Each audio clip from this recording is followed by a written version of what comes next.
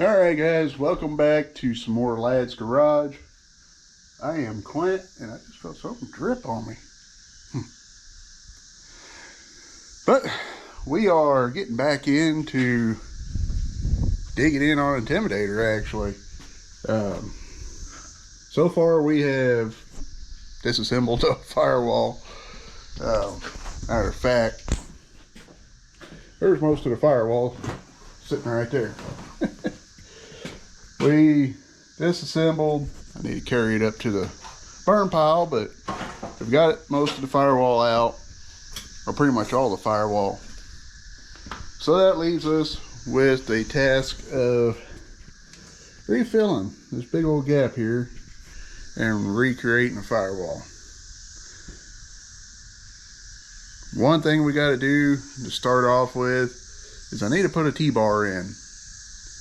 And if you're not familiar what a T-bar is, it's exactly what it is. It's a bar that is going to span the width of the car, but I'm going to use it to support, as you can see, that is the A pillar, pretty much supporting the whole front part of the roof. So that's what its purpose is going to be, is to support this piece all the way across, and it's going to support the A pillars on both sides, which is going to keep the roof from rattling around and driving me nuts.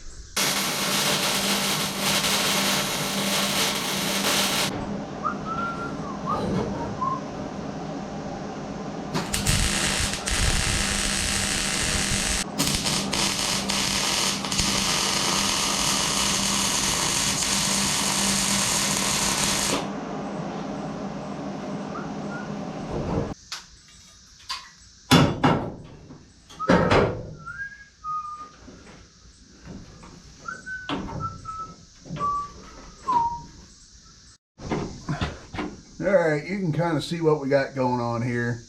I didn't weld it all the way around down here because in a hard crash, I actually want that to break off. I know that's crazy to think about, but the idea is to have something that is easy off and easy to replace. That's why you can kind of see it's kind of bubble gummed on there, but I mean, even right there, it's not welded all the way on. Like I said, I want it, if we're in a hard hit, I want it easy off, break off, get out of here. We don't want you no more. But we also want it where we can easily replace it also. So that's the theory behind it. We'll pop rivet it up on top here. Give a little extra support, might, I don't know yet. Well, we got the rat nest of a brake line out, so now we can start getting this all figured out. We're getting a little bit of progress. Ain't a lot, but a little bit's better than nothing.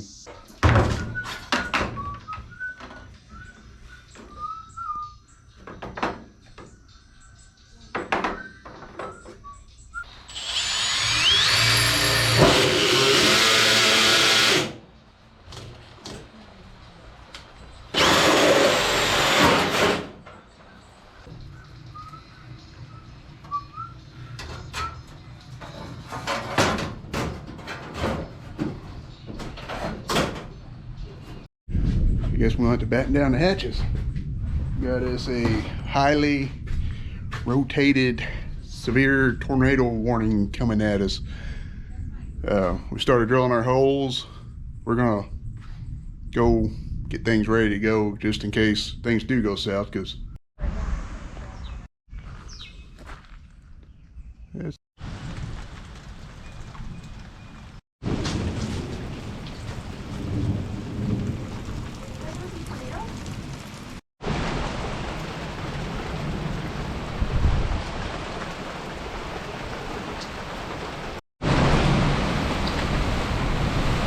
goes the wind.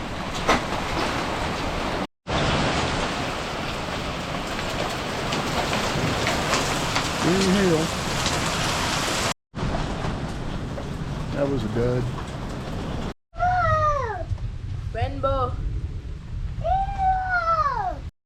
So we had all this excitement over the weather. Interrupted my time out here in the shop, so went in, had our dinner and all that fun stuff last night. Now we're back out here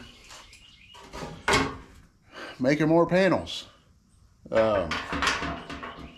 This is really, at this point for me, kind of a crapshoot.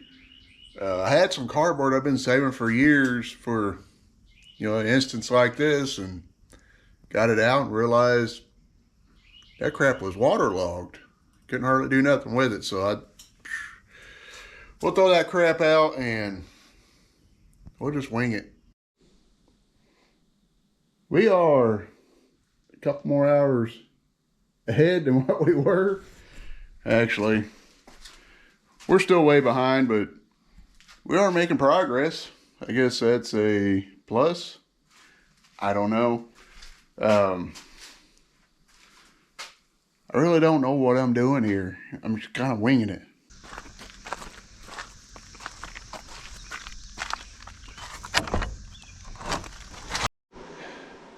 Now we're back out here. This part where my brain's really going to start hurting. Side pieces, not so hard. That piece over there, not so hard. Now we got 1, 2, 3, 4 bars. The tunnel for the bell housing. We gotta figure out how to work our way all the way through all that fun stuff.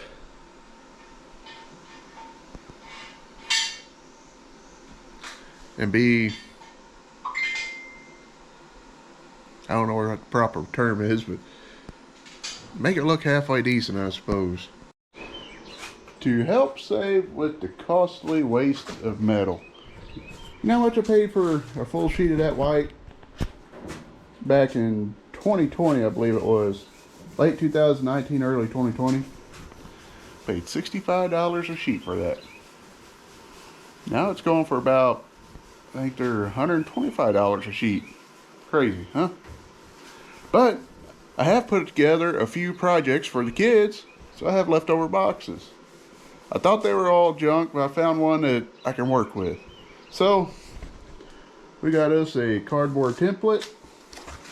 Been kind of sizzling away and marking and all that fun stuff until we get it close. Then we can work it in like so.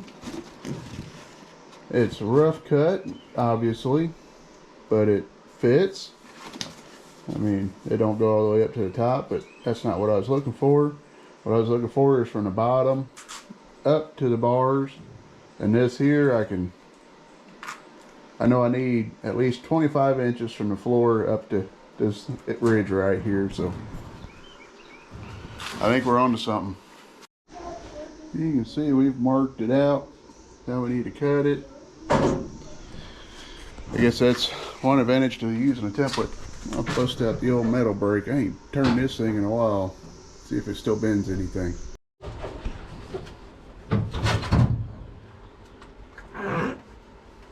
What are you doing? You winning? You trying to win the race? You gonna win it with your Barbie helmet? Well, we got us a piece that halfway fits. How about it?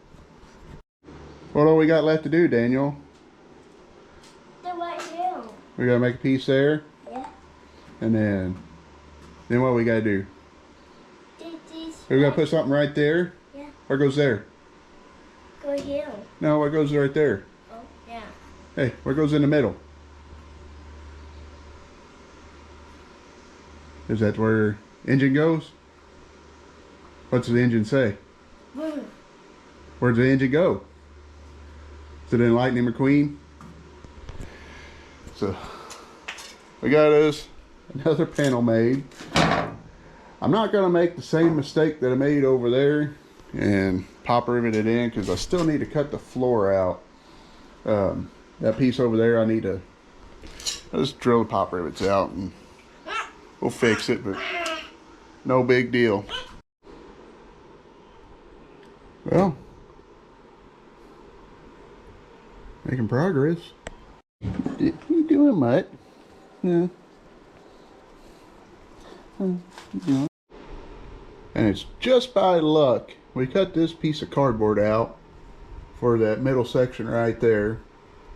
They go up over the bell housing tunnel.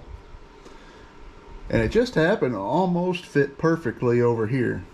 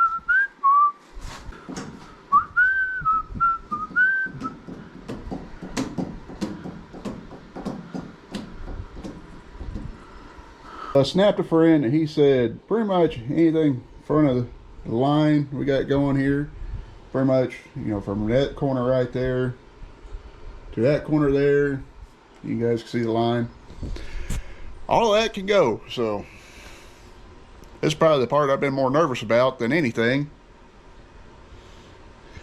So I don't have another floor pan, so if I screw this up, I'm just going to have to improvise. And as always, when you're using grinders and cutting tools, make sure you have your safety glasses and proper leg and footwear.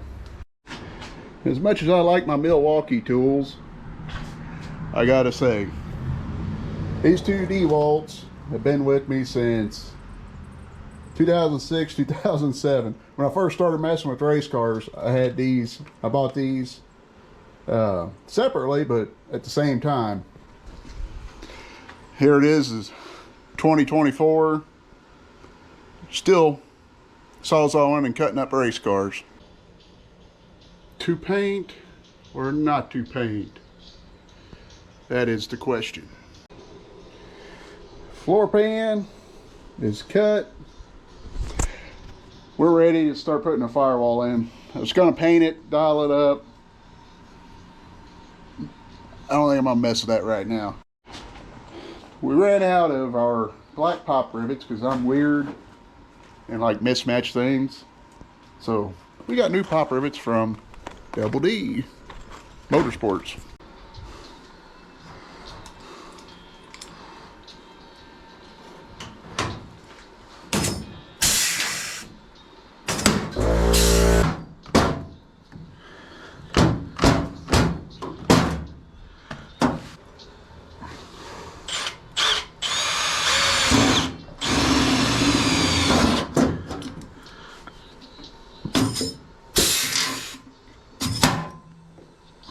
All right, we got that set up in its final resting place. Not looking bad, not looking bad. If you look at it like this, looks like it's giving you an intimidating look.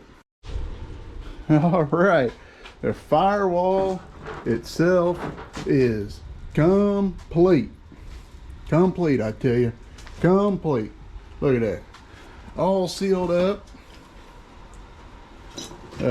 We went through all the little big gaps, we filled them in. I mean, we still got some minor small gaps, but we had to make these little patch panels because, well, it's the only thing I know to do. I don't have no fancy tools or anything like that to make it easy, so patch panels it is.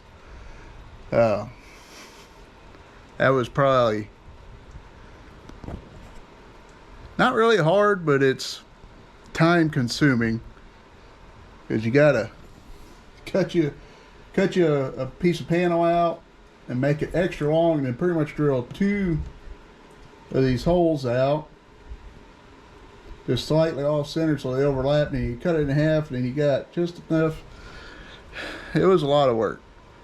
Now if we was running methanol or something like that, I'd probably get some high temp silicone or something and just fill up the minor gaps, but I don't have to worry about the invisible fire getting me. But hey, those of you experts out there, leave a comment down below what I could have done better. If you sound like you know what you're doing, next time I'll volunteer you.